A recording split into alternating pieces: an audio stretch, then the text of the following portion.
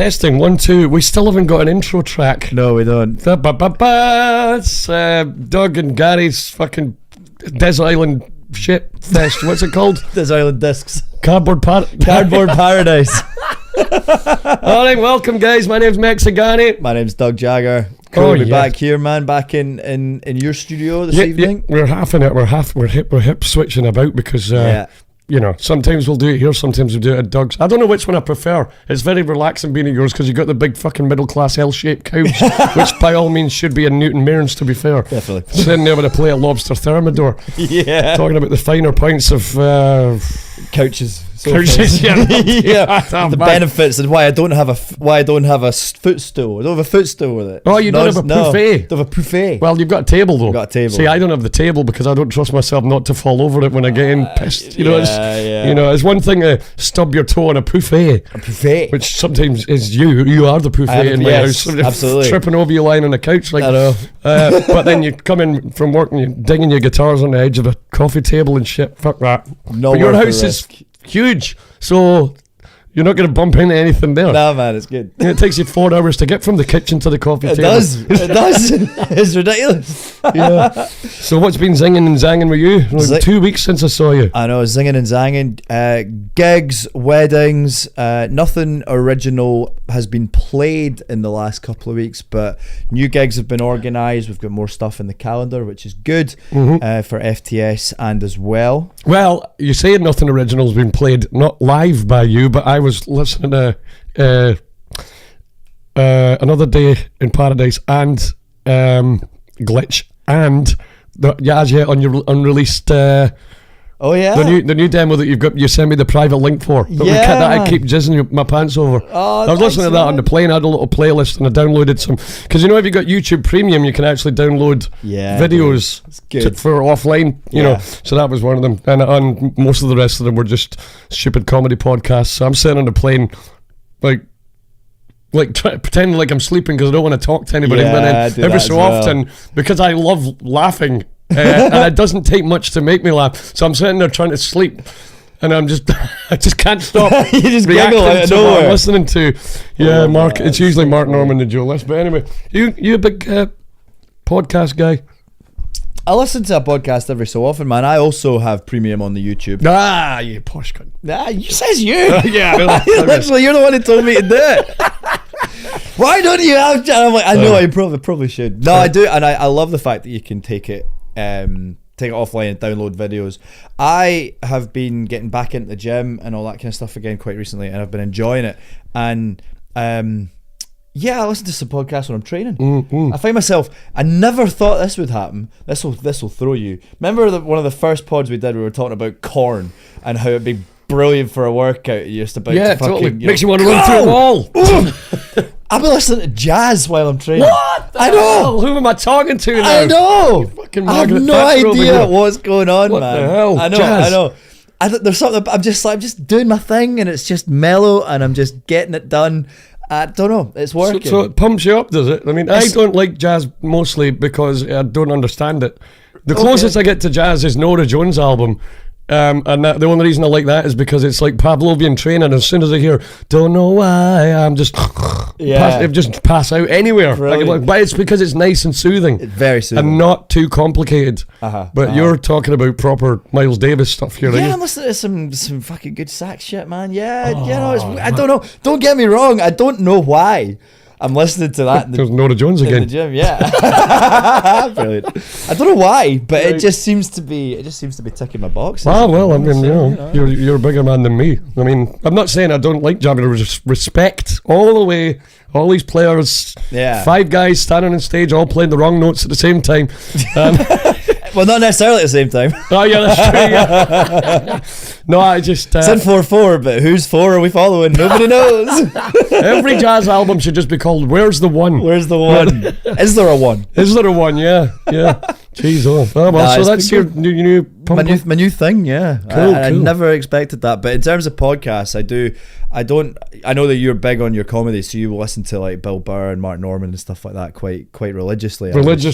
Yeah. I don't know why. See, if I spent as much time listening to music podcasts about how to promote your music and self-advertise and that, probably be a millionaire by now. If I spent as much time doing that as I do listening to Bill Burr telling dick jokes, you know what I mean? It's just... Has he got a repertoire of them, has he? Oh, yeah, just every day. What I like about it is because it's almost like when even these guys are so good that they're like they do an hour, like they do an hour special a year. Yeah. But sometimes the quality of the podcast is akin to the quality of a live show. So you're basically getting... So are they all off the... Do you know, are they off the cuff, the podcast they do? Absolutely. Is it like us doing this here? This is what Mark and Joe do. They just talk about... In fact, I didn't even let you finish there what you were saying about what's happened the last couple of weeks. No, but we're off on this, man. We're singing, we're singing, we're christening and crossing. Yeah, we're keeping it chunky, keeping it funky. Exactly, yeah. What was the worst gig of the last two? Everybody wants to hear or wants to ask, what's the best gig? I like to know what the worst one was.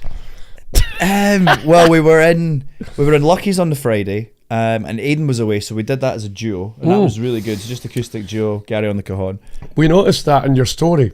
Right now, was that because Gary was off? Was he busy?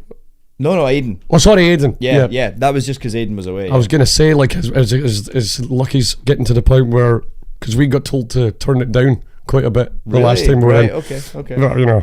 You know, Gibby's loud. Aye. You know, but I love that. Yeah. About him, but you know, when you've got a glass wall behind you and that, it was alright once it got a bit busier. We were on for the 2 hours, and no, it was fine. It was just I was just wondering, because of that, have they went, okay, we're all acoustics now?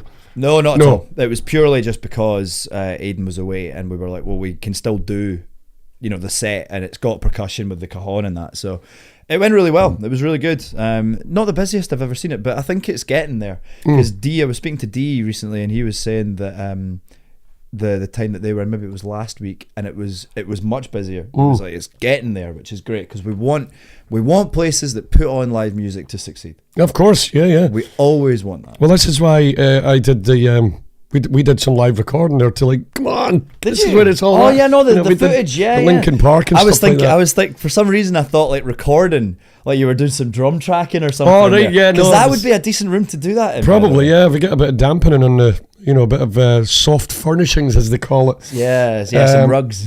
Yeah, but that's not in vogue at the moment, isn't it? No. It's all these kind of, what was it called? Like steampunk. Like, so you can see the pipes. It's all pipes, Jerry. And you can see the pipes in the walls, and it's basic. What I like about Lucky's is the chalk on the walls. Yeah. I love that.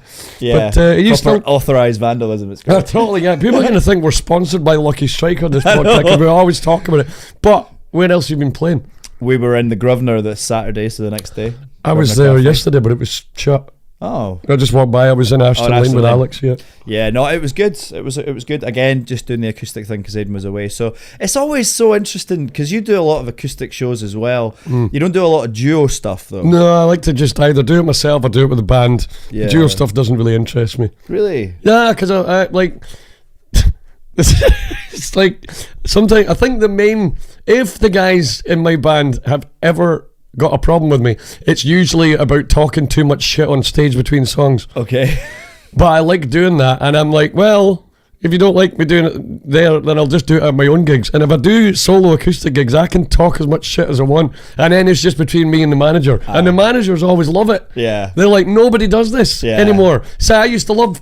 I've talked to, you know, even Chris and stuff like that, Lucky's or Shep at Box and that, or the guys at the Wolf as well, and they're just like, no. I was like, do you think I talk too much? They're like, you're the only person who does. Like, very rarely do people talk to the audience between songs anymore. Right. Have you noticed that? Yeah, I'm not the biggest on it. I don't do a lot of chat, but I do like the most that I'll go for is like, you know, opening it up for requests and stuff. Or occasionally, you know, if I can't hear, you know, I have a bit of banter with people if they're coming up and chatting to us and stuff. As long as I'm not actually singing at the time. Oh God, I know. Because that is one of the, like, as a singer, is it not just the work? I'm literally busy. You can't. I can barely hear myself. And I'm singing. I'm the one making the noises, and then you want to have a conversation with me right now. Right now. A fucking brilliant meme I've seen about that recently. Right. There's a picture of a coffin, rich people. Another picture of a coffin, poor people. Right. And a picture of a guy tied up in a bin bag getting thrown off the edge of a boat. People who talk to the singer during the song. I love that. It's so true. Yeah, you deserve a to be buried at sea, and I wouldn't even give you the pleasure of a black bag. Jeez, just poke some holes in you and just chuck it off the edge of the boat. Yeah, it's so it's so frustrating because I'm quite happy to talk to people in between songs, as long as it's not if they're requesting something or whatever. If they're trying to have an actual like full on conversation, I'll try and put a stop to that and be like, right, listen, I really need to go and play some more, because we're kind of getting paid here, right? Yeah, but like. What is going on with people? What do they think? I think it's hilarious. It's the most hilarious when it's either, I'm talking mainly about weddings here. Sometimes the bride or somebody like directly related to the family, like maybe their parents or like the groom or the bride themselves, will come up and they'll stand and talk to me for like. They'll literally just have, if it's them, I don't mind. Yeah. Because it's like, they're the ones that are paying us. Totally. So, but if some random steamer comes up and starts arguing with me about, how come you let her sing but you won't let me up? I'm like, that was the bride. Aye. you do realise this is all about her, right? There was a guy in Aberdeen, it was the one who played just after the last time I saw you, I think, and he came up and he's like, I'd already been told in advance, don't let Uncle Dave sing, because he'll probably be pissed and he's not as good as he thinks he is. Okay. I think I changed the name there, so, although I did say Aberdeen, nobody knows, nobody watches. So, like fucking clockwork. Literally, we played the first chord at the sound check, just checking the line. He comes running up. He goes, "Oh, actually, I do what you guys do." Oh, he talked to Dean. He was like, "I do what you guys do in a band, so I'm gonna come and sing a few songs." Are you? No question. And Dean was like, "No, we don't do that. Yeah. Thank you, Dean. You're getting balls here about that stuff, here, Yeah, for sure. I just go stony face, no." But Dean's like, nah, sorry, man, we don't really do that. And but then he ended up just go and talk to him, like me, because you're going to give him the shutdown treatment. Yeah, because I don't mind not being polite to people when they're not being polite to you, not being polite to me. I always wait till they start it. They started it, miss. And he comes up to me 10 minutes later, and he's like, right, your mate already said no, but I play in a band. And I was like, no, the bride's already told me nobody's allowed to get up. To sing, because we can't have it turning into karaoke. Oh no, I don't mean everybody, I just mean me. I was like, you are one of the everyone. Yeah, you. When people say nobody, why is nobody dancing? It's like, you are nobody.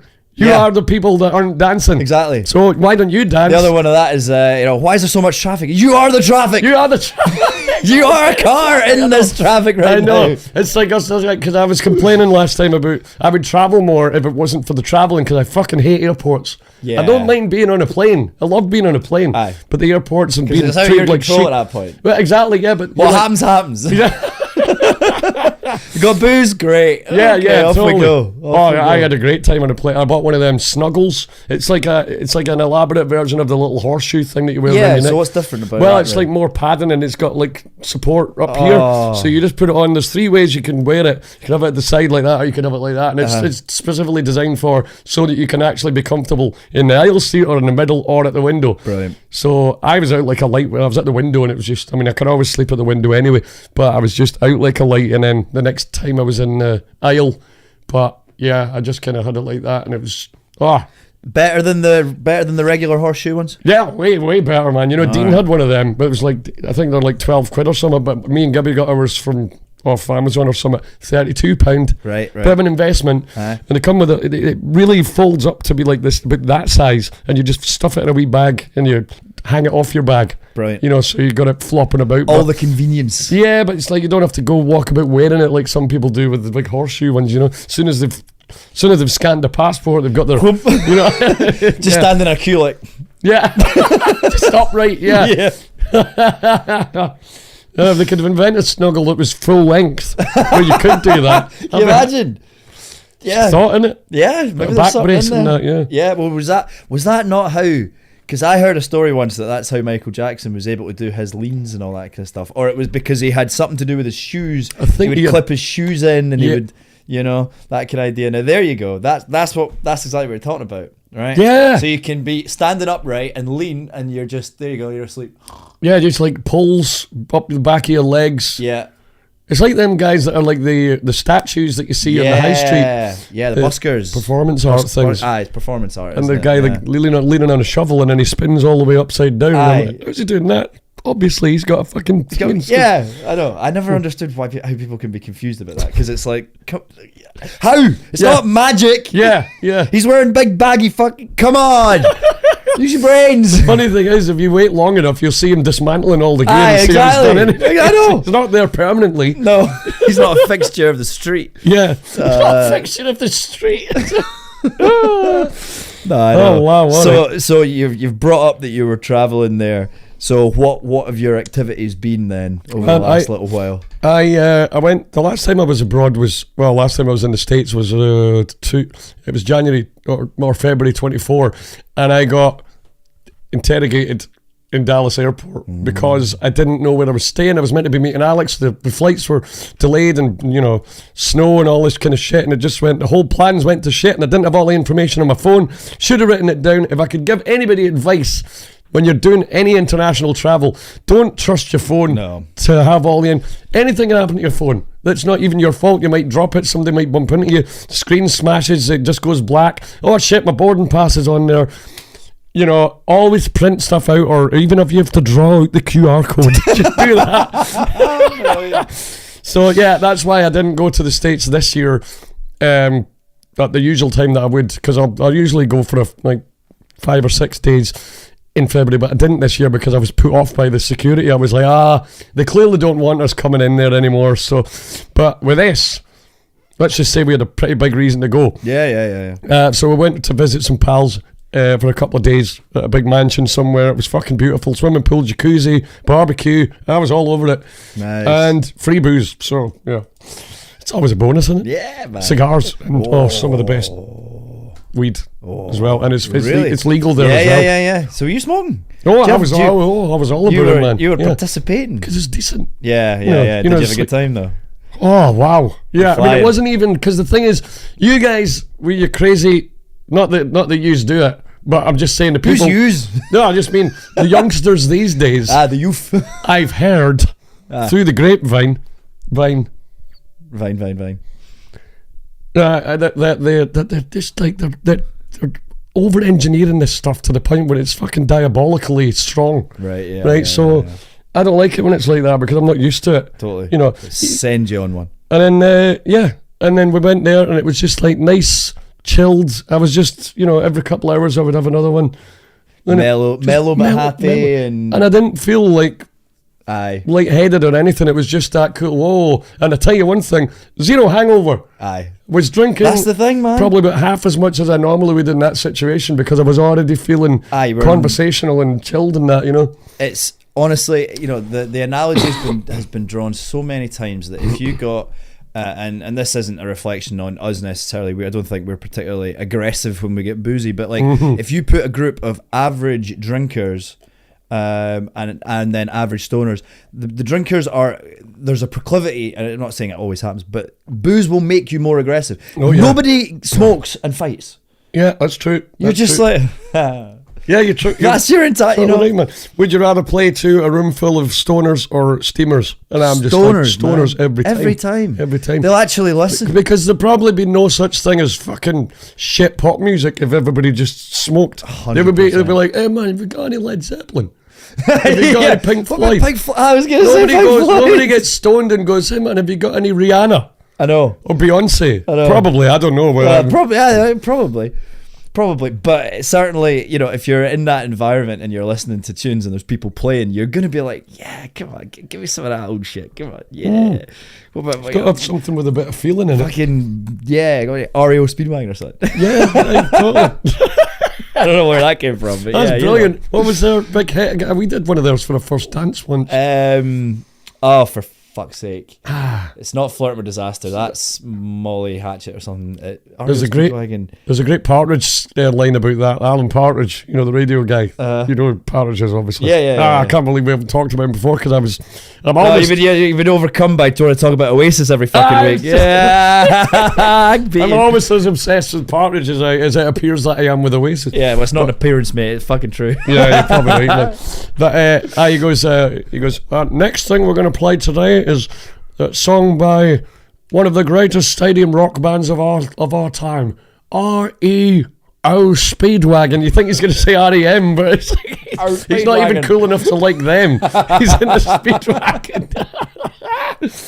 He thinks they're fucking awesome Stadium Rock. Love that. But yeah, so what we're talking. Oh yeah, so after we went and enjoyed the, the party at the house and that, went to Manhattan, New York City, the Big Apple. And within 20 minutes of getting there, I accidentally spent £54 on 3 smoothies out of a street van.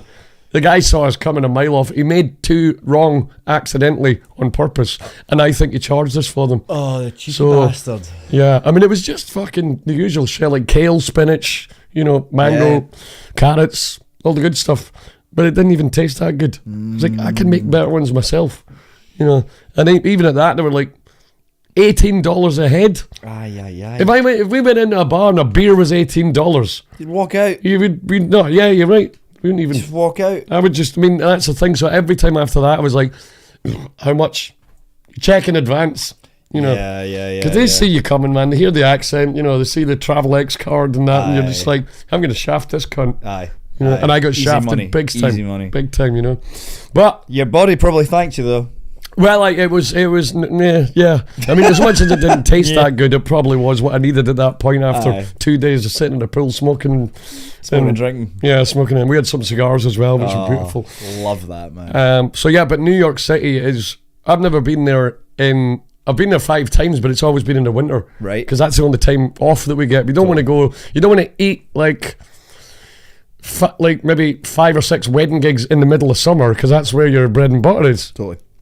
So it was a completely different experience going now. It was incredible, because this time we only went from Sunday to Thursday, so we technically didn't have to cancel any. Well, we had to swap 2 pub gigs with other bands, but that was fine. Yeah. They were the venues were fine with that. It was Stramash and Wolf. And then so we managed to have 2 days in Manalapan, New Jersey, and then 2 days in the Big Apple, and my God, it was genuinely one of the best experiences of my life. Really? It's just to go somewhere when it's sunny makes all the difference. Oh, yeah. What do you like with heat, though? I bet you love the heat. Get the taps off, put your chest rug out. Doug has got one of the hairiest chests of any man his age, wow. I think. Yeah. Yeah, it is. It's not in a negative way. No, it's just, man, it's very masculine. Just me jeans, bro. I'm just jealous because that's all I've got. You got a little fucking soul patch. Should soul be here. patch. It's down there. Amazing. It's behind Avril. It's a good place to be. Man, if I could get my soul patch anywhere near her face, I'd be happy like that. Man. Anyway, she's a body, by the way. Did you see that video of her? She was like high kicking the camera, and she was on the bus, and she's wearing this top that's almost see-through. It's like, didn't see that. No. Never seen that before. No. Jeez Louise. Same with Billie Eilish, but we can't talk about her because, I think her parents were like, okay, you can go and be a pop star, but you've got to wear baggy clothes because I've heard that. You do have assets. Yes. So we don't want people sexualizing you until you're... And then as soon as she turned 18, it was like, cover of Vogue. Yeah. Baps out. Yeah. The decision was made. Mm-hmm. I respect that, though. Like, at the end of the day, if you got it, use it, flaunt it, whatever, Exactly, man. Yeah. Oh, I don't know. Just the talk of tits, and they were just like... I know, just completely mind is just like gone. Yeah. So, man, have you ever been you've been to New York? I've never been in New York, man. No, we have to go together sometime, man. I'd love that. Yeah, it'd be amazing because, I mean, it would take us about 3 years to save up for it. Oh, yeah. To be honest, because... Yeah. Especially if you're getting $54 fucking smoothies. Absolutely, man, yeah. One thing that was a bonus, though, was we went to the Comedy Cellar. Oh, yeah. We actually went to 2 or 3 comedy clubs. It was only 15 quid or maybe $20 a head. You get like a 2-hour show for that. Classic. Of like 6 or 7 comedians and a host. Right. Sometimes a headline as well. Who fucking shows up out of the blue? Mark Normand. My favourite comedian on the planet at the moment. You couldn't write it, man. Couldn't write it. So it was amazing. I mean, that was... probably quite surreal. You're going, there's no way, man. Like, yeah, that is like your equivalent of me being in the States, and this happened as well. All right. When I went to South Carolina, but I took a jaunt up to North Carolina for a night, and Guns N' Roses were playing. They started their US tour in North Carolina that night. No way. Yeah. That's incredible. So you went? Yeah. Of course I fucking went. Wait a minute, so you got tickets at the last minute? Yeah. We were in the gods. That's strange. Well, maybe it's not that strange in the States. I think if Guns N' Roses toured the UK, you'd have to book the tickets a year in advance. They're gone. Gone. Same as the Oasis ones. You're obsessed by this band, man. Mate, I can't get them out of my head, man. I don't know what it is. But yeah, it's exactly that though. It's exactly that. So you just have to thank the universe sometimes. So what? Yeah, absolutely. But what were you doing in North Carolina and South Carolina? So I was visiting a friend. Friend? Right, yeah, okay. I was just visiting a friend. I went to uni when I was in third year. I took an Erasmus year to France, and it was full international students. And one of the boys was from South Carolina. His name was Zach, and I went over in 2019 for a couple of weeks, and he was working at the time. So one of the days he was like, I need to go up to North Carolina. I was like, fuck, I'm coming. Yeah, for sure. So happened upon the fact he was busy doing the work stuff, and I was just strolling around Charlotte, which is I think it's the capital of North Carolina, and I'm walking around and there's all these people wearing like leather trousers and Guns N' Roses t-shirts, and I'm like, you've got to be like, maybe there's a cover band on or something, I don't know, no, the real deal, Duff / Axl. Oh wow, full old school. So, not quite the full lineup. It wasn't Adler or whatever, but it was like an Izzy, but brilliant. Yeah. So was this before Axl left the first time? Oh wait, did Slash leave the first time? Yeah. Right. Okay. This was 2019, so they all came back together. So this was after the reunion. Yeah. Got you. Because I'm not too up on the timeline of events for. You want to talk about the timeline of events for another band? I'll tell you exactly that. Rage Against the Machine. No, sorry, I'm just kidding. So no, that's fucking amazing. But yeah, I'm still shocked, especially with it being a reunion tour, that you were able to get tickets at the last minute for that. Like, did you have to get them second hand or something? No, straight from $90 a pop though, and that was for the big ones. Yeah, like way up high, That's still all right though. I mean, $90, you would be paying like double that now. Yeah, for sure. Especially with Ticketmaster. I know. Unless you ever put us on a gig, in which case, thank you. Yeah, man. No, I know, it's crazy. It was crazy, but that's the thing. It's like you're just thinking to yourself when what's it called? Is it serendipity? Oh yeah, serendipity. Where things just happen, right? And it's like, wow. Exactly. Brilliant. I've got a similar one, not quite as big as Guns N' Roses, but the first day that I was ever in Nashville, I went to Nashville on my own the first time in 2015. Right. And I was really into a band called Brothers Osborne at the time. Do you know Brothers Osborne? Yeah, fucking love. Great songwriters, great singers, and amazing guitar playing by John Osborne. And TJ is the singer, and John is the guitar player. That's the two brothers. Phenomenal band, seen them a million times since, but I'd never seen them before. And it turns out that the day I got to Nashville, they were headlining the Grand Ole Opry, which I was planning to visit that night anyway. So I got tickets online for the Grand Ole Opry. I showed up and they were there, and I was like, this is my first day on my own on American soil in Nashville, Tennessee, and I'm going to the place anyway, and it was only about 40 quid. Unreal. But they only did, to be fair, at the Opry thing, it's kind of like a variety show, so there's like maybe 6 acts, and there's only the headliner plays full band. Right. So these guys were doing like an acoustic trio kind of thing. Must have still been a cool vibe though. It was amazing. It was still cool, man. I think every band has to play a cover as well. Right. Because it's all about respect for old country artists and not old, but those who have the history paved the way. So I'm not gonna lie to you, man. I fucking teared up. Yeah, it was a beautiful moment, and I actually made pals with a couple, like a slightly older couple who was sitting next to me, because they were like, "Hey, I just heard you saying to the." Because they must have heard my accent when I was talking to the guy who told me where to sit. Yeah. Hey, you from? Are you Irish? Every time. But to be fair, they're Southerners, so they probably don't. It's like us with Canada and America. I can't tell the difference sometimes between their accents. Sorry.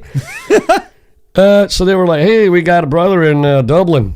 We go, okay, cool. They said we've got a brother in Dublin, and they were a couple. So I don't know what the hell that meant. That's some Southern love, right? Yeah, I keep it in the family. Yeah.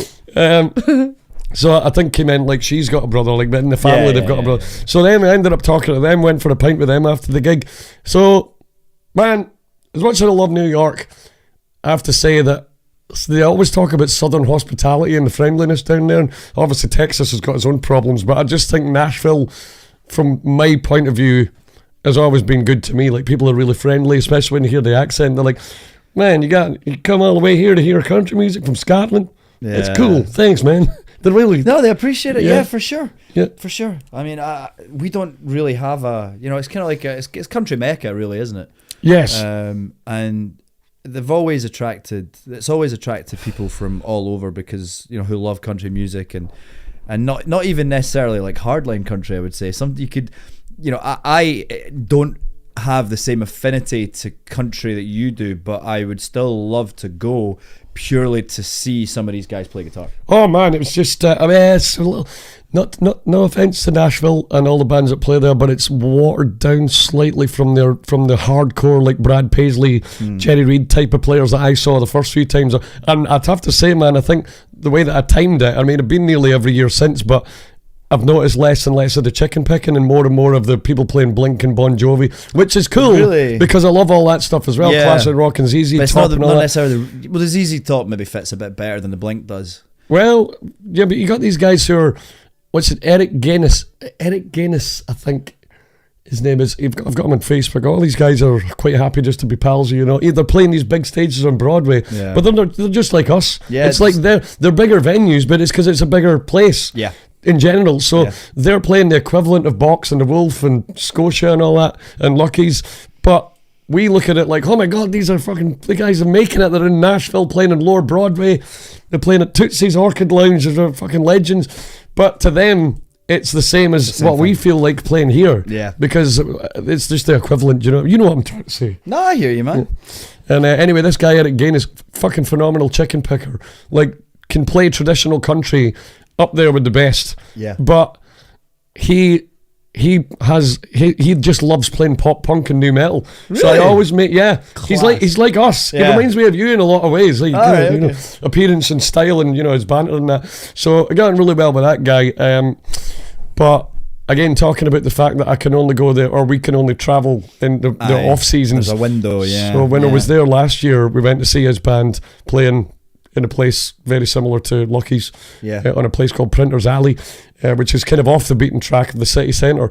But it was so cold that even in this bar, you could see the breath in front of your face. Oh, man. And I was wearing gloves and bobble hat and my jacket was zipped up and I'm sitting there and I was like, do you know, fuck the beer, just give me a hot toddy. Aye. I'll take a coffee. I'll take a coffee and put some whiskey in. Yeah, exactly, man. Irish stuff. But yeah, so where else in the States have you? Sorry, we're a bit States heavy today, but that's only because I've just got back from there. No, indeed. No, the only other place in the States that I've been is Florida. When I was just out of school, went on a holiday and did all the theme park stuff, which was class, to be fair. You did all the theme park stuff. Oh, cool! Six Flags and all that. Yeah, right. All the Universal and the Disneyland and all that stuff. Mate, the size of these places, it's beyond belief. It genuinely boggles my mind every single time how you can't describe it to anybody who's never been. No. It's so vast. And then you think about how big must Russia be. Oh, I've actually been to Russia. You've been to Russia? Why? I've been to Russia when I was... This is ridiculous. When I was at school, we got the opportunity to go on a history trip to Russia. So fucking... What was it? I think it was S2 or S3, so there's like 30 14-year-olds from Scotland on the flight over to fucking... Where did we fly to? It was either St. Petersburg or Moscow, and whichever one it wasn't, we took a midnight overnight train to the other one. 14-year-old? Yeah. Whoa! Going to Russia, man. Fucking mental. Man, what a crazy place it was. I've made noises before about, I was like, I might want to go to Russia one day, just, not for one day, but, just to see it. And then I think a couple of my mates who I was talking to at the time were like, you wouldn't last 5 minutes in Russia. It's fucking brutal. And I'm like, have you even been? Yeah. Have you been? You've been, you were 14. Yeah. You survived. I came back. I just like the giant machinery, the fact that the fucking streets had to get pushed back for the war and all that kind of stuff. Most of the town is underground. Yeah. The subway system is, and people, it seems like it maybe has a little bit of still, it hasn't quite fully recovered from like the recessions that they had after the wars. Oh, big time, man. You know big what I time. mean? But, and there are, you know, nowhere is perfect. It's certainly got a lot of problems now, obviously. But in terms of like its history, its structure, its architecture, and all the rest of it, fucking amazing place. Right. Fucking amazing place. I always find the lettering interesting because it sounds like everything's shouting at you. Yeah. It looks like everything's shouting at you. Yeah. It just says, it's like you Everything's just angry. go walking past a shop that does like makes like wraps and tacos, and it's like wraps and tacos, just screaming at you. As opposed to going to like Japan where it's got a little cat like. Yeah. In Russia, sandwich eats you. It's so. That's a Family Guy thing. Is it? In Soviet Russia, you know. You know what I mean? Yeah, it's that's brilliant. Yeah, but the thing is, you don't want to.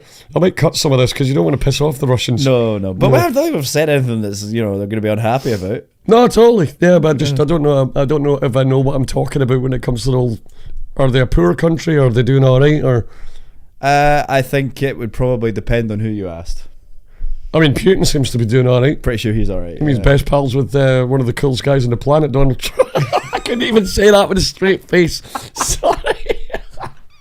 Sorry. Yeah, we better fucking chop this. We're well out of our depth here, man. I know, man. I really don't. I'm not qualified for a geopolitical opinion at this point. Yeah, man. Gibby and Dean sometimes. The guys in my band sometimes on the long van drives will start talking about politics, and I'll be like, I know, man. The monkey with the symbols is quite happy. That's what's going on in my head. Is that the Homer thing? Yeah, I think I think there was a bit on The Simpsons where it zoomed in inside his brain and it's just a monkey with the symbols like that. Yeah, man. Oh, Christ. Well, Jesus. Anything else to report, man? Because, like I say, it's been 2 weeks. We talk a lot about travel there. Have you got any plans to travel anytime soon? Not particularly. Of all you do, because you're going to... the Poland thing's off, isn't it? You're going to Manchester instead.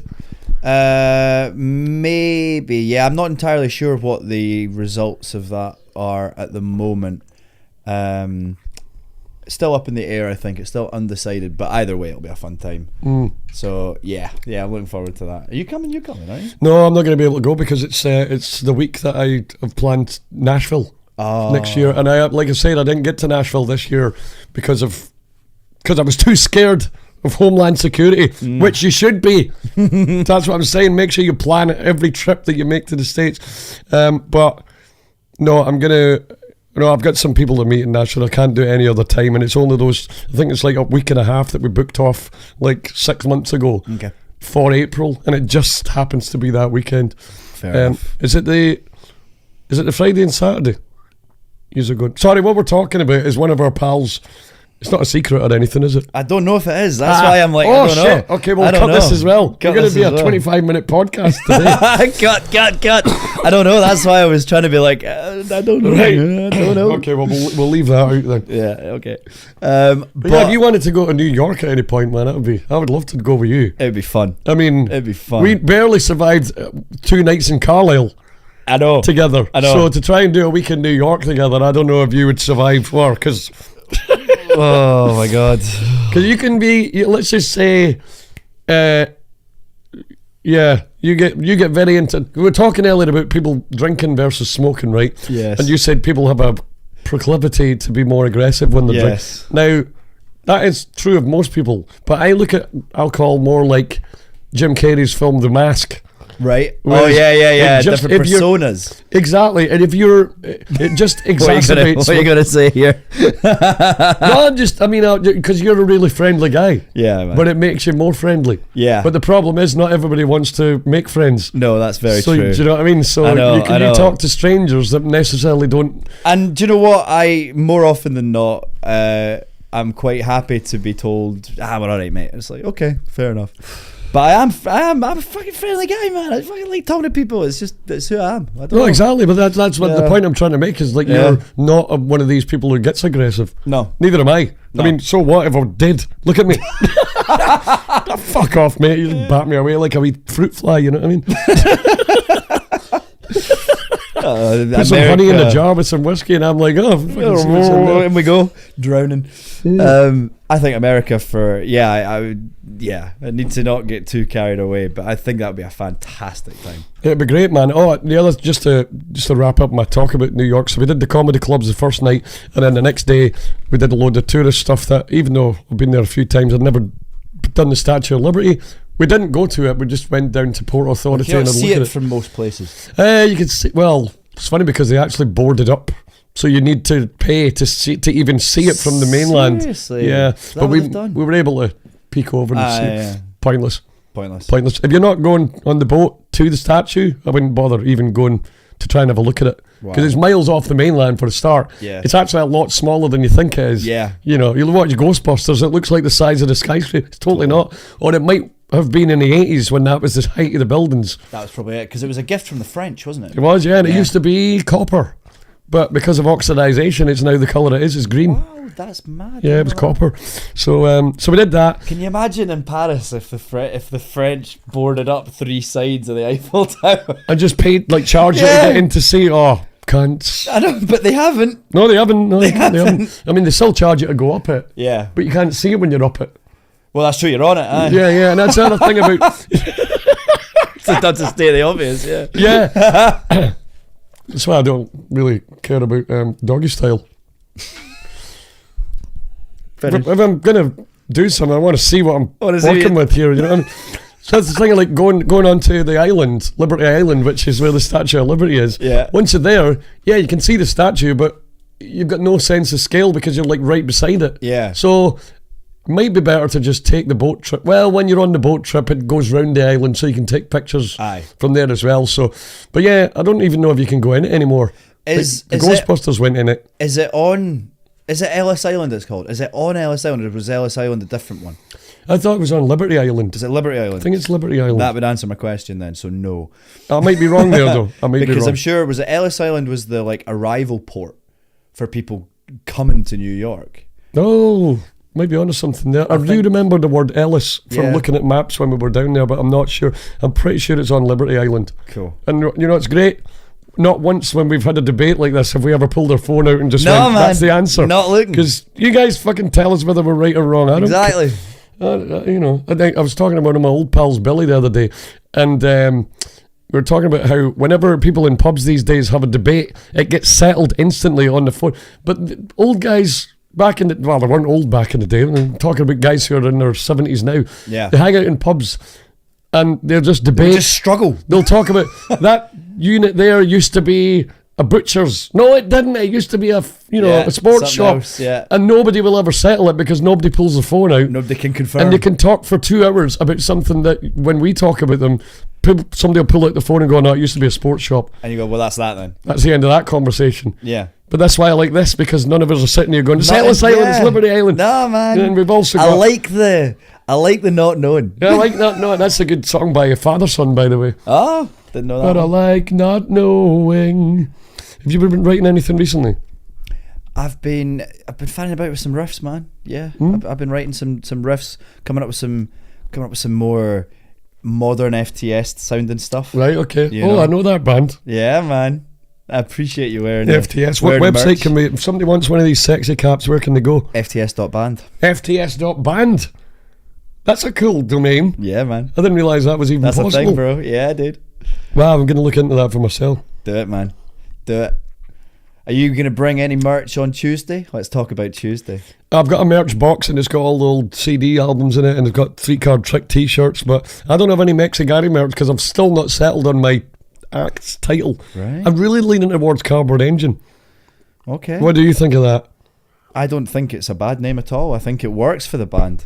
It definitely works for me, because the whole point of Cardboard Engine as a title is the fact that a cardboard engine would be all style and no substance. It was basically there was a guy who used to be pals with a guy called Craig, and he would fix my Trans Am. I used to have a Trans Am, by the way. Fucking right. And now I've got an MX-5 fucking hairdresser. And hair does look good though. Your hair does look good though. It does when it's covered by an FTS cap, FTS.band. If you want to look as cool as me, you could get your FTS cap from Doug's website. So no, I don't have any official merch for MexiGary. Well, I think that the little cartoon logo of me would look good in a coffee cup. I think so. But fuck taking them to gigs. Yeah, that's just Smash Central, isn't it? Yeah. Or maybe like keychains and you get bottle openers and stuff. What kind of merch have you got? You got caps, t-shirts, caps. I think I've got one big ass hoodie left. You got the hoodies all gone? Yeah. Did you give them away or did you sell them? I sold them, yeah. Oh, well done. Yeah. Well done then. They went. Sorry, I didn't mean to be. No, that's all right. You must have given them away. The big comfy bastards. So I was like, yeah, go on. So did you charge the prices like the 40? Yeah. Jesus, well done, man. I know. Proud of you. Took a while. Yep. Didn't get that many made, but they went. So I was like, fucking yes. So what was it? What was a hoodie? Because I don't think I got a hoodie. There was a dark blue and there was a burgundy. So just was it was logo there. on the left. Nice. Zip. No, just proper old school hoodie as opposed to zip up. Yeah. Right. Like a pullover type, Yep. So I got that. Take that. Take everything you can. So why? So I just to come back to your question about Cardboard Engine, I think it would really work. I understand why you went for MexiGary, but I think that Cardboard Engine is a cool name for a band. I think it's a cool name. I really think it's unique. It kind of describes. You think of Cardboard Engine, and I think you think of like my style of music anyway. Yeah. The same way that Face of Silence and your aesthetic with the kind of futuristic alien technology thing fits your music, because your music's quite futuristic as far as new metal goes. Yeah, for sure. But appreciate that. Especially the recorded. Have you ever thought about using? Oh, you do use tracks live? No, we don't, man. No, it was just for it was for the videos that you were talking about. Micah having a click for the live show when we did audio. Oh no, that was all off the cuff as well. I had a little MIDI controller and I was just trying to time it. Oh right, I thought there was maybe something about Micah having a click so that you could match it up with the videos. I think long term that's what I'll investigate, but we haven't got there yet. So you wouldn't actually do the click, the backing track thing? Unlikely, but definitely would incorporate some kind of clock. So that if we were doing timed visuals and stuff, it doesn't necessarily need to be perfectly in time, but at least to know, right, start glitch in 10 seconds or something like that. Right, yeah. We can maybe all hear that because we all run on ears. So I wonder if sometimes that bands will start the click, but it won't just be like a 1, 2, 3, 4. It'll be like maybe 16, because they'll start to click and then the singer can do a bit of chat, but he knows exactly how much chat to do until the song kicks in. So maybe start. For example, I don't know if Papa Roach used tracks, do they? I don't think they do now. They maybe did at one point. It's just again, we're not pulling out the phones, man. We're definitely not doing it. But there's a song called "Getting Away with Murder" that starts off with a drum loop kind of thing. Yeah, exactly, and it's kind of an industrial drum sound. And I would have to check it out on YouTube and see how they do that live, because I've got a funny feeling that that's what I'm thinking of when I'm like, maybe they start the track and then Jacoby will talk a bit, and then just as he finishes talking, are you ready to jump? Dun, dun, dun, dun, dun. And it comes in perfectly. Yeah, so I might maybe use that as an aesthetic, as an oral. It's like a cue. Yeah. And also to kind of, not instead of the drums are playing as well, but also to stay true to the original sound of the record, where 100%. Sometimes that's important. Yeah. Sometimes that's important. Yeah, I'm not averse to that at all. I think it has to be done well though, because if you do that kind of thing badly, then I think it comes across as, and I can't think of an example where it is, but I think it's like, go for it 100% and get it absolutely right, and then make it part of the performance. But this is the thing, it's like at this level, in terms of the size of the gigs that we're doing and the kind of expectations in terms of production, it's a lot to try and put in when if you're doing a support slot. There's just no point. I'm not we touched on this last time, didn't we? You're right about that, about the well, maybe I'm not right about that, because I was like, sometimes you just want, I think the promoter especially just wants you to get in, get out. True. Bring a crowd. We'll give you a space on the merch desk. Get in, get out. Just be done. Do with your it. shit. You know what I mean? Yeah. And plus, I think sometimes you've kind of got to earn the badge of going, like, because all the bands that you see with the light shows and all that, they must have done it for years without that. There's famous footage of Sleep Token at some of their first shows in London, in their tiny little rooms that they're playing in these venues, without their mammoth light rig and show and all the rest of it. And it's just about the music. And they've obviously done it. They've paid their dues and done the small venues without all the big production. And now they're playing. Yeah, I think they headlined Download this year. Actually, one of the days. Did. Yeah, I need one to of the get days. into this band, man. I hear their name all the time, but yeah, it was Micah who initially was talking about them in the FTS context, and was like, "Yeah, this band are absolutely insane. They're one of the only bands that he's seen where people are that engaged in the music and the vibe and the ambience that people are just like, you know, because he went to see them at the Hydro and he was like, people were just, you know, mesmerised by the whole thing, the visuals and all the rest of it." But you're saying that you want, but were you when you saw them without all that, did you think it was just as engaging? It's like Kiss without the makeup. Well, that's it. I mean, a good song's a good song, right? Mate, you're right. You know, but they were all still in the regalia. They were all still wearing the outfits, but they just didn't have the. Because that's the thing. It's like, you know, your aesthetic is one thing, but then you're talking about up in the production and having the lights and the lasers and all the smoke and all the rest of it. That stuff that I think you add in later down the line. But if you've got a look and you got a vision, fuck, you got to double down on that from the word go, because that's your band's visual identity, isn't it? It comes to the point as well where. Because people aren't really buying records anymore, and we've talked about this before about how the record sales are no longer the main source of income for any band. Yeah. Whether you're obviously you weren't not covers bands can't sell records anyway and make any money of it, but bands at any level, they've got to put on a good live show to entice people to come and see them. So maybe I'm being a bit lazy by going, don't bother with the lights in the background and all that shit. I don't know if it's lazy to not bother with the lights. I think that if you weren't putting any effort into like having a look. Well, I don't even do that. Well, in that case, yeah, get your finger out, son. Get my finger out, man. Yeah. Thing is because I just love I just love 3-piece bands just going up and being amazing. You know, I always loved the Police, Cream. Yeah. I mean, I'm going back a bit here now, but there's still stuff like that about. Like Ollie Brown was a major influence to me. He actually introduced me to P90 pickups on a Telecaster style guitar, and I've just kind of ran with it. But he always just goes on stage and he's got his. You know, I kind of took my waistcoat look a little bit from him. At the audio show. Yeah, that was a good look, because I think I'm not like red shades as well. Oh, you gotta be a bit of a cunt. It's rock music, man. You know. Yeah, man. It's bad enough to play in drop D with a waistcoat on, but you know, you put some shades on and it kind of balances the aesthetic of it. You know. Plus, I'm playing a mostly beat up to shit guitars, so it's like, okay, you might be dressing nice to offset the. You know, the old school rock vibe that we're trying to give off. You know what I mean? I like it, but man. I couldn't get away with all the stuff you do. I think it's pretty clear to everybody I'm not naturally cool. I've never been naturally cool. Nonsense. That's why I don't mind wearing goofy t-shirts like Avril Lavigne and That's Busted, not goofy, you know? bro. Oh, I can't take my eyes off it. Oh, you know. No, I gotta give them something to look at, you know. I think that was a good look for you, man. But the thing is, does thinking about your band and calling it Cardboard Engine make you think about the aesthetic differently? Would you change it?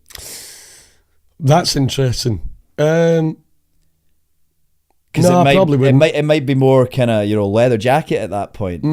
Cardboard Engine's maybe sounds a little bit like it's a bit musically dirtier than MexiGary. See, I feel like I'm treading a fine line here, because if I call it MexiGary or my own name, I think people are like, but your drummer's fucking world class, as is yours, and your fucking bass player's doing half the work, you know, with the with the back and bow. So why is it just about you? That's why I want the band. That's the band appearance. Totally. Same probable reason that you did that. Yeah, as well. 100%. Because you used to put songs out under your own name. I did, yeah. And you changed it to Face of Silence. Yep. For we know, you know, you talked to me a few times about the reasons it's called Face of Silence. Yep. But why change from your own name to the band name at all?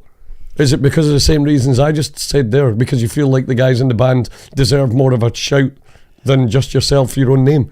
I think that's a part of it for sure. Having a band name is maybe easier for people to latch onto and combine the music with a band name as well as something else. Like, don't get me wrong, there are plenty of brilliant examples out there. I think it depends on the genre as well. Like, okay, you know, Jacoby Shaddix by himself, I don't think is going to do as well as being a band called Papa Roach. Yeah. But in the blues world, Clapton, Hendrix, almost everybody in the blues Bonamassa. Joe Bonamassa. Yeah, Muddy Waters. They were all Gary Clark Jr. Yeah. Gales. What's his name? Is it Eric Gales? Yeah. You know, they're all one person. I think that's why I initially went with the guy, because I was, you know, first couple of albums are really bluesy.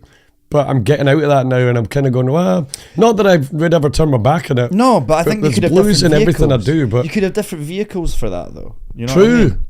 Keep the old.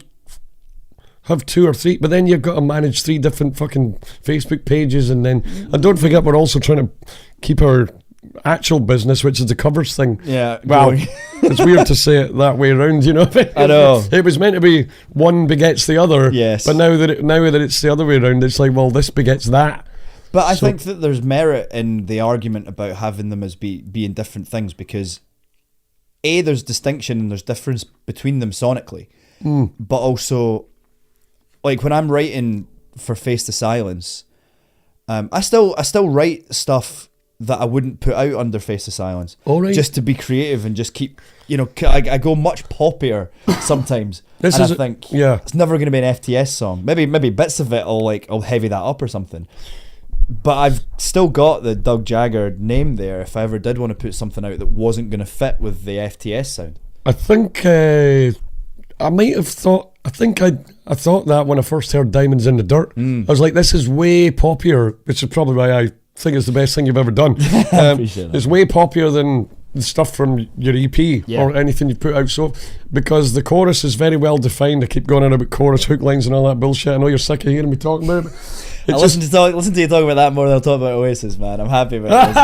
I'll swap all the Oasis chat for choruses, you know. But then, I mean, don't get me wrong, man. There's things online where I've seen professional songwriters talk about it, and they put it into words that I've never been able to articulate, and they'll demonstrate on a whiteboard, this is what Aerosmith did with that song. That's why that song is catchy. Yes. And I don't like the idea that I don't like thinking that, I just came up with this and I don't know why it's catchy, but it's catchy. I wanted to figure out exactly why some of my, even old Mexico stuff, the 2-piece stuff, all the stuff back from when I was like 15, 16, why did even this stupid early stuff, playing in the kitchen to my mum while she was making the family's dinner, and she's like, I like that song, that one's not good. And I'll go back to these books of like fucking handwritten lyrics that I wrote.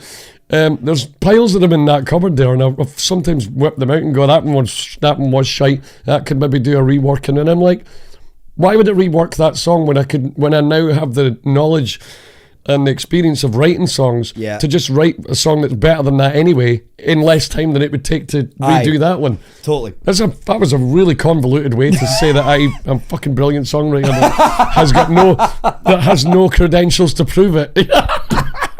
Do you know what I mean? I'm class, trust me. So like, this is the thing, man. But I'm like, as far as songwriting and all this chat's concerned, I'm like these fucking pricks that come up with adverts on Instagram and that.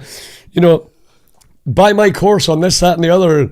It's like, well, I've never heard of what have you done? Yeah, where's your fuck proof? Have you done? Yeah. You're like, we've got 500 subscribers to our course. They all pay 20 quid a month. I'm like, that's because they fell for this advert the same way that you're trying to get me to fall for it. So then, every time I talk, sorry, but let me just also clarify that he's got more. That I know why people would go, well, why the fuck should we take your advice, Gary? I always preface it with, or preface it when I'm talking about songwriting and choruses. I don't know what I'm talking about because I've never had a hit. Do you know what I mean? I don't think that the two are exclusive though, mutually exclusive though. Right. I think you can know what you're talking about and not have had a hit. Do you think that's the same as somebody talking about guitar pickups who's never used them though? That's not a good analogy. You must have an analogy that's a sports analogy because you used to do rugby. And you probably got talked down to by coaches and trainers and that maybe weren't even as good as you were. Maybe, yeah. I mean, okay. But I always felt like everybody had something. Everybody has something, a little gem that you can glean, you know? Right, yeah. But I take your point. Like, why would anybody listen to me? Or, you know, I've never had a hit. Yeah, I get it. I think it's both a humble way to approach it, while at the same time you actually have got a fucking great collection of awesome songs. Well, here's the thing, man. Right?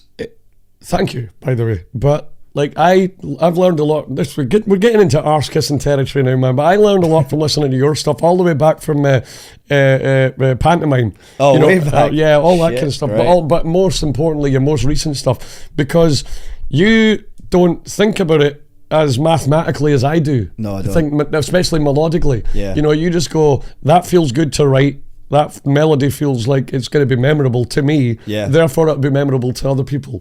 Whereas I go, this syllable needs to be sliced and I need to rhyme that word with that word because it's the ABD rhyming and then the ABC situation. So all these little mathematical things, that's how I write a song. But it's like anything, it becomes second nature after a while. So you don't, nowadays when I'm writing a song, I don't think too much about splitting up the little beats and the syllables. It just happens naturally, which is why I think every song I do might not be that musically interesting, but it's at the very fucking least, and most importantly, is catchy. Yeah, and the most important person that it should be catchy to when you're writing a fucking song is you. Aye. Yeah, you but know? I don't... There is no point, I've said this to you many times, there's no point writing a song you wouldn't want to listen to. Yeah. Write shit that you fucking want to listen to. Well, that's just because obviously I spent a few days with Alex there, and Alex is probably my favourite pop songwriter that I've ever actually met. Well, Justin Curry's up there as well because I did meet him. Yeah. But I mean, I can listen. When I talk to Alex about songwriting, it's like I'm talking to Brian. I might as well be talking to Brian Adams or Justin Curry or Noel Gallagher because I love his music to that extent. And it amazes, and that's why I don't mind taking advice from him, and we can give each other, because he's the same with me. Right. You know, we're not like pretty much best pals by accident. We have all exactly the same as me and you. Yeah. Like we could talk for days about this, literally, arrangements and guitars, recordings and gigs. Yeah, we do. Literally. We're now putting it online. Yeah, that's the thing, man. I mean, it's almost like Jerry Seinfeld says, I've got no interest in talking to anybody who's not a comedian. Yeah. You bore me. If you don't know how to write a joke or perform a joke, I'm not interested. And I'm like, that's a bit annoying because I would like to have a conversation with him. But I feel the exact same way. That was a good joke. Was it? Yeah. What did I say? You subtly put yourself down there by being like, he won't think that I know how to write a joke, but that was funny. I like that. Didn't even catch that one there. But I feel the same way about musicians and to a greater extent songwriters. For sure. I would love to talk to everybody about this all the time. But not everybody gets it. Nah, Everybody you're knows right. what it's all about. That's why it's like keep your circle tight, For sure. but interesting, you know what I mean? I want to propose an addition to our podcast, right? Which is we both submit a chorus. All right. From not our own music, but just something that we've heard or whatever. All right. Because I think we should try and bring in a little bit of external music in this, right? Okay, that's cool. So it's just an idea. Feel That's free a to great shoot it idea, down, man, right? yeah. And I'm talking like, you know, a chorus. Right. And we both bring one in, and we need to find a way of hooking it up so that we can play it and all the rest of it. But I think that would be... I was able to do that when I was doing Twitch, so it shouldn't be too hard to do it like pre-recorded. Yeah. As we're doing now. I think that would be really cool. So you're talking about one song each from any band, any artist, whatever. But we wouldn't be able to do it. We wouldn't be able to use actual music because then we get demonetized. Do you? Yeah. Why? That's the whole Rick Beato argument. Like he's talking about how he's trying to dissect this Led Zeppelin song or a Prince song, and he keeps getting demonetized. It takes him 2 days to make a video, and then he can't profit off it. Fuck. I mean, you might go, well, it shouldn't be profiting anyway. He's using these songs to teach people about music. Yeah. But he's not even allowed to play a little bit of Stairway to Heaven to show what a fugue looks like, or whatever it's called. Yeah. It's not a fugue, it's cadence. Can't remember. Yeah. It's just a style of chord sequence. Fuck's sake, really? So I don't know very much about that with YouTube. Yeah, so we wouldn't be able to use famous music, but we could use music from our pals who are not signed and blah blah blah, and go, why is this good? But then again, they're at the same level as us, so is their music good? We're all shit. We're all shit. We're all shit. Exactly. But we're trying. That's why I'm driving a fucking hairdresser's car from 2007 and you're driving your grand's fucking... wee Corsa, yeah. Corsa, I know. It gets us from A to B, mate. Oh, absolutely, yeah. You know, you get there a bit quicker than me. Well, yeah, but I mean, I've got a better chance of breaking down. It's fucking... I mean, the car's about as old as you. Fantastic. No, we need to find some way to do that, because I think... Because I love a chorus as much as you do, and I think that it'd be cool to do a little bit about that. Why don't we just do it anyway, talk about it, and we can hear the song, and then if they want to join along, they can put the Spotify on themselves. That's a good shout. We could still talk about you could put links. You could put links to the tracks. Absolutely. You know. So what song? What can you give us? Can you give us an example of a song that you're thinking of that we would do that with? Yeah, Those Damn Crows, Dreaming. It's off the newest Those Damn Crows record. And I've been listening to this album consistently for the last 2 months or so since I found it. Right. And this song in particular, I think you would fucking love this track. Right, great. Yeah, great. I think it's so up your street. It's like in your house. How many albums have Those Damn Crows done? Oh, quite a few. All right. Quite a few. This one is well worth a listen. Well worth a listen. Speaking of new music, I know it's not new music, but there's a band that keeps popping up on my, recommended for you on all the platforms called South Arcade. Right, haven't come across them. I bet you have. Really? Okay. 3 guys. They're about 10. Well, they're probably even younger than you. Right. They're probably mid-20s. I think they're British. Okay. I can't be sure on that. South Arcade. And they're like 3 guys with a girl singer. Right. And she's like the perfect middle ground between Hayley and Gwen Stefani. Oh wow! Yeah, okay. She's great. She's a great personality. She's like got all the moves. She's really entertaining to watch. The lyrics are quite funny sometimes. Okay. Quite, tongue in cheek, I think. Yeah. They've got a song called 2000. I don't want to. They're not sponsoring the video, so I've got no reason to big them up. But they are. I think they might be on a new. Remember Hot Milk? Yeah. Like more, like lighter version of that. Lighter Hot than Milk are really kind of heavy, and although these guys go heavy, they've got a song called 2005 and it's weird to me because they must be in their mid-20s, and yet all their songs are based on and sometimes even about that noughties Kerrang era. Seriously? So it's almost That's like us cool. writing songs about like the grunge. Yeah. Where it's like we've got a love story for Nirvana and Pearl Jam and all that shit. Right. So check out this band South Arcade. Let me know what you think, man. Stick it up your arse and see if it makes you jizz. One can only hope. Yeah. Brilliant songwriters. Really there's re-listenable value to all of their songs because they're not just straight down the line pop. And the riffs are great. Production's amazing. The video for 2005. They've kind of one of the captions that drew me into the band, they'd chopped up one of the videos and they reenacted the video for Freak on a Leash. No way, really? With the bullet holes in the back of the... So there was that. And then they reenacted certain shots of Limp Bizkit videos. All right, okay. And I think Queens of the Stone Age as well or something. I'm already interested in that then. Yeah, and this guys and a girl in their... Like might be about average age of 25. Yeah. And they love the music from our era so much that they're bringing it back. And not only that, they're not just an Instagram band. You see footage of them playing, and they're actually good. They're playing like Brixton Academy, and it's sold out. And the people are going crazy singing their songs. They handed out water pistols. It just looks like a party. Gotta do it, man. Yeah, gotta love that. So South Arcade. South Arcade. They're absolutely phenomenal. The girl's incredible. The songwriting's amazing. Drums are really unique as well. Guitar player, you like Vukovi? Yes. Yeah, the guitar player reminds me a little bit of Hamish from Vukovi. It's got that really heavy... I don't know, man. I've only listened to like 8 of their songs. And yet I've got like a billion influences that I feel like they're coming from, you know. Biscuit, Papa Roach, Freak on a Leash, Korn, Rage, Vukovi, although they've probably never heard of Vukovi. Well, they might have done if they're British. Yeah, you never know. Probably not if they're American. Oh yeah, definitely just check out South Hockey. Got any other recommendations for bands?